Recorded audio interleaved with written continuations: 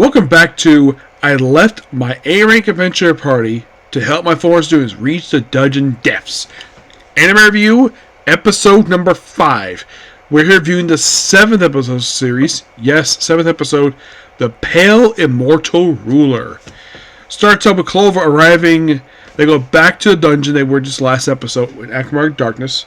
So, they arrive there, and they go to what they think is second floor, but it's just open field, and they have rain on top of Yuka, which of course basically Yuka's embarrassed by because he has a pretty girl on his shoulder, who he's actually before this, him and Mariola basically unlocked the black box got just last episode, and it forms a sword. Like, oh yeah, I think she's the mama, and of course she embarrasses thinking former teachers, basically the papa, which I thought was kind of funny. And yeah, all the girls got a thing for him. And they not really if she does yet, but they're three. Yeah, they've all got a thing for him. So then they're in a dungeon. Look around. Rain. Oh look, there's this weird looking house. This perfectly small house with a blue roof. Yes, I find that interesting. They walk over to and look around. All of a sudden, the door opens up, and then we have this old lady with pumpkin pie and tea.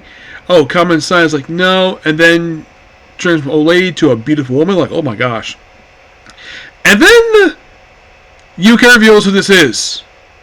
This is Persephone, the Lady of Death. And they're in her realm. And it's like, oh, you can't leave. You will not leave alive. And then he quotes them from an actual story related to her. And she allows him to leave, no problem. Well, basically, they have to run out. They have to basically leave with a mark on his face. Which, of course, he said, oh, yeah, they'll take care of it when they go to the temple, when they leave. So, then, of course, they eat, and, of course, they chat about it for a bit. And then they go to sleep, which I'm like, okay, so he's in the middle. And you have the four girls all surrounding him, all four sides. I'm like, you lucky bastard. And then he wakes up like, oh crap, it's Simon, and he's tied him up. You're like, what's going on here? And he's have all the four girls, and he put a slave collar on Rain's neck. And of course, Yuka is upset with this because Simon's turned into a criminal. Yes, because those things are illegal. And like, yeah, you have to apologize to us. We're gonna absorb your party to ours, and try to coerce him into signing a contract. And eventually, kind of agrees on a contract. But then, of course, like Simon, he's like, there's something going on here. He's like, sign this, damn. Before this, he basically just stomped him like crazy. And then there's Jamie over the corner, where she's basically not wanting to do anything with this at all. The other two basically are for this, and they also wanted to do a couple things to Soak.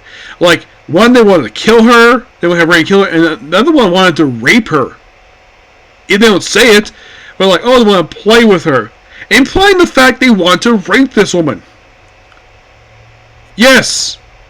And Simon, the other girl who's part of the group, and Bear, I think his name is, they're all for this. Raping a woman. And then, of course, then, of course, the floor collapses on them. Then Jane proceeds to chant, basically, a spell on the Clover party, and she gets it. And here, and of course, the other two, basically, when they get down to the floor, they're still alive, but they can't move because all their bones are broken. But Simon's able to move, no problem. You're like, how the heck is he able to move? He fell what appears to be 20 feet. He should be pancake. Nope. Not really. And then they think, oh, we should leave, because orcs have shown up. And of course, basically, like, the party gets freed, and the party gets freed by Jamie, of course, and presumably the slave collar was removed. We don't see it on Rain get removed. We don't see how the heck got on her. So, cast a spell, and of course, Rain wants to go with them. About to go, and of course, Simon tries to basically blackmail, and then Jamie stops him. Of course, they get on there, and then Jamie, of course, he's like, oh yeah, I'm going to escape. Simon and the other two are useless to him. So, then Jamie shoots him with a bolt of energy in his leg. And here comes the orcs, and he proceeds to put like a stamp on him to make him stronger, And that's how the episode ends. If you're curious what happens next, we'll find out in the very next episode, because what happens to the members is rightfully deserved what happens to them, because how much a scumbag Simon was. Yes, the fact that he's referred to Yuka as chore boy. He's not part of your party anymore. I'm surprised Yuka didn't punch him for being an arrogant jerk.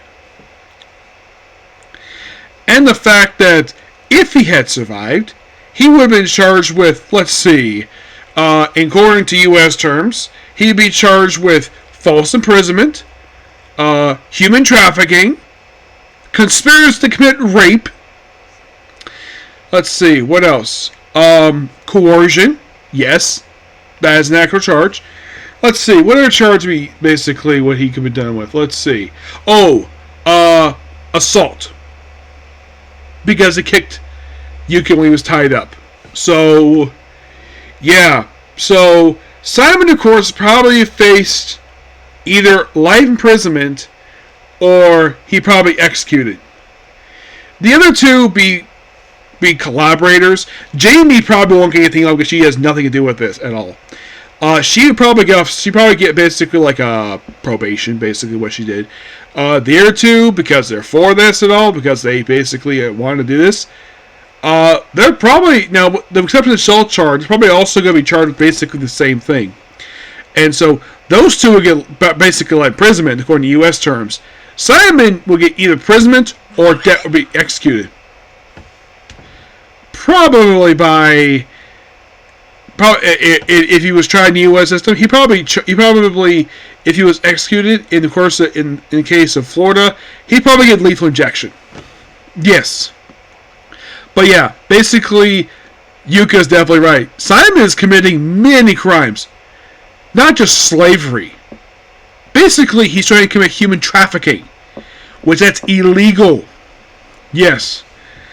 And I wonder if basically Yuka recorded this, basically. You know, it was a live stream that actually wasn't on at this point.